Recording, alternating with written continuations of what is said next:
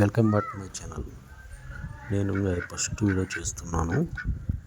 చూడండి, మా ఇంటి దగ్గర బాతులు ఉన్నాయి, అందుకే వీడియో తీశాను. చాలా బాగున్నాయి కదా, జతగా ఉంటాయి ఎప్పుడు ఇవి.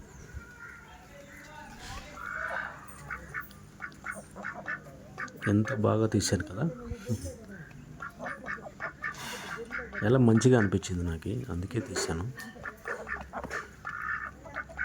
వీడియో నచ్చితే సబ్స్క్రైబ్ చేయండి, షేర్ చేయండి.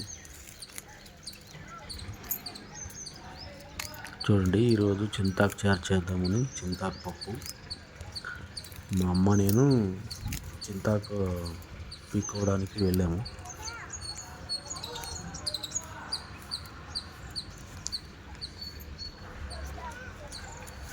నేను కొమ్మ ఇట్లా పట్టుకుంటే మా అమ్మ పీకింది.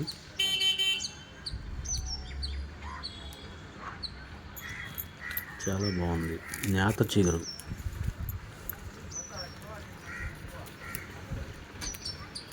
నాకైతే చేయి నొప్పించింది ఇలా పీకాలకి.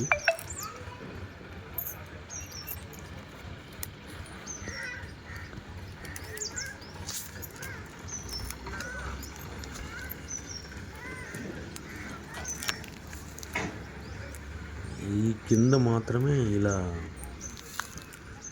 నేత చిగురు పూసింది, అంటే మిగతా అంతా వచ్చింది కానీ ఇంకా అంతగా రాలేదన్నమాట.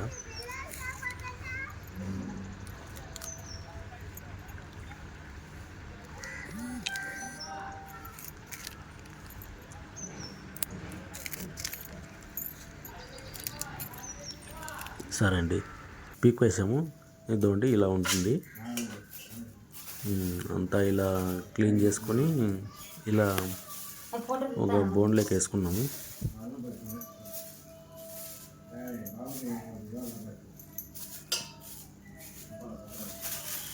చాలా బాగుంటుందండి ఇలా నేత కూర తెచ్చుకుంటే.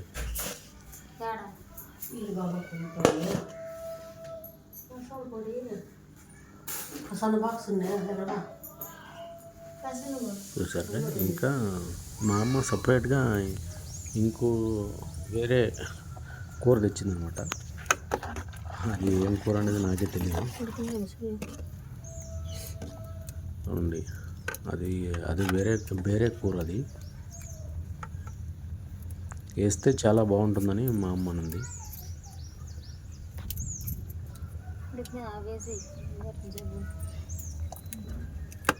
అదేం కూర నాకైతే తెలియదు, నేను అడగలేదు.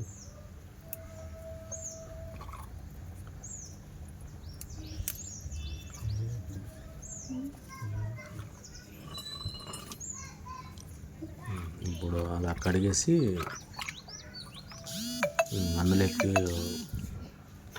అందులోకి వేసేసినారు. ఫస్ట్ ఏం లేదండి,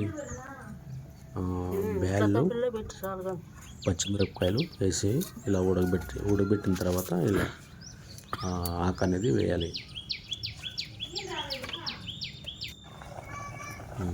అలా కలబెట్టాను అంతేనండి. బ్యాళ్ళు పచ్చిమిరపకాయలు అంతే ఫస్ట్ వేసినాము. ఇప్పుడు కూరకు వేసినారు.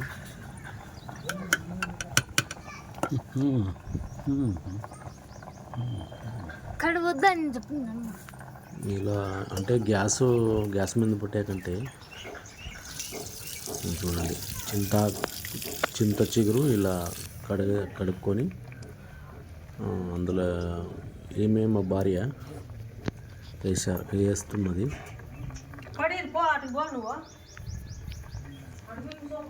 అంటే గ్యాస్ మీద కంటే ఇట్లా కట్టెల పొయ్యి మీద అంటే నాకు చాలా ఇష్టం, అందుకే ఇలా చేయమన్నాను నేను.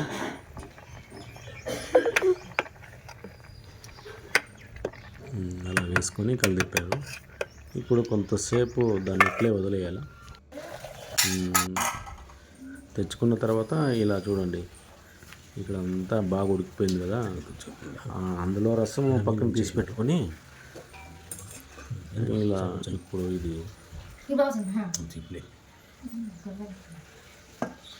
అప్పుడు దాన్ని బాగా ఎనపల్లా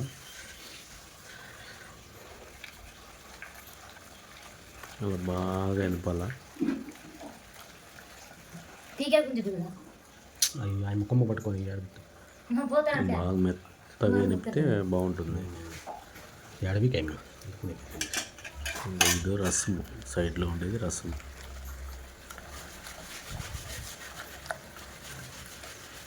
అలా బాగా ఎనిపిన తర్వాత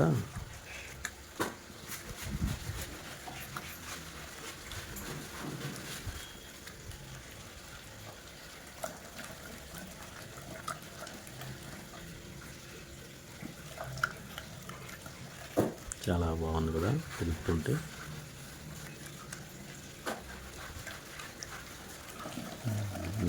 ఎనిపిన తర్వాత ఇలా ఏం చేయాలంటే ఆ రసం అనేది అందులోకి పోయాలి.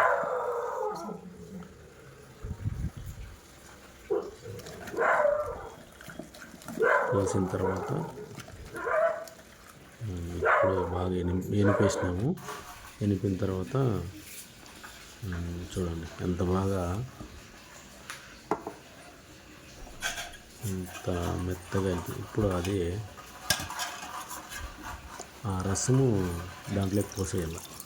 దాంట్లోకి పోస్తే అప్పుడు గట్టిగా లేకుండా ఆ రసం బాగుంటుంది అన్నమాట. రసం బాగుంటుంది చూడండి. తర్వాత ఇలా తీసేయాలి. నీళ్ళు ఎత్తుకో.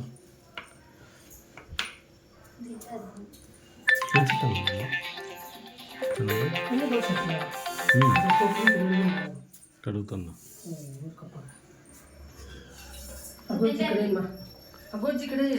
ఇట్లా తీసిన తర్వాత ఇంకా దానికి తాలింపు వేయాలి. అందుకే పెనం పెట్టుకొని అందులో నూనె వేసి ఫస్ట్ సాసులు వేసాను.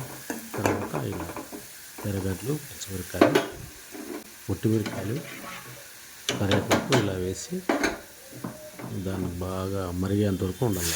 తర్వాత ఇలా పప్పు అనేది దాంట్లోకి వేయాలి. వేసిన తర్వాత బాగుంటుంది.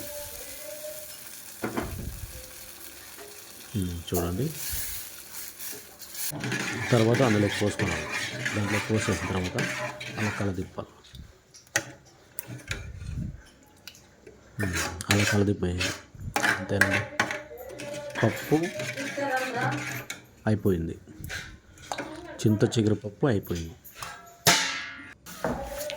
ఇప్పుడు ముద్ద అన్నమాట. ముద్ద అయితే అందులోకి బాగుంటుంది. మేమేమో అంతగా పిండి ఎక్కువేమో లైట్గా వేస్తాము. అందుకే ఇలా ఉంది తెల్లగా. చూపిస్తాను, నేను కూడా చూపిస్తాను. అంతేనా, ముద్ద రెడీ అయింది.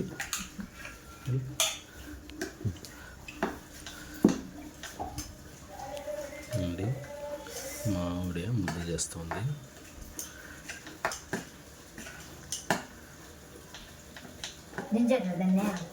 లేదు, ఉడుకుతాం. చూడండి, మా భార్యకి ముద్ద చేసేది రాదు. ఇప్పుడు నేర్చుకుంది అనమాట. అంతకుముందు మ్యారేజ్ అయిన ముందు ఏమి రాదు. మ్యారేజ్ అయిన తర్వాత బాగా నేర్చుకుంది ముద్ద చేసేది. అది ఇప్పుడు బాగా చేస్తుంది. మా ఇంట్లో అంతా బాగా ఒప్పుకుంటారు, బాగా చేస్తుంది. అంతేనండి, 2 ముద్దలు అయినాయి.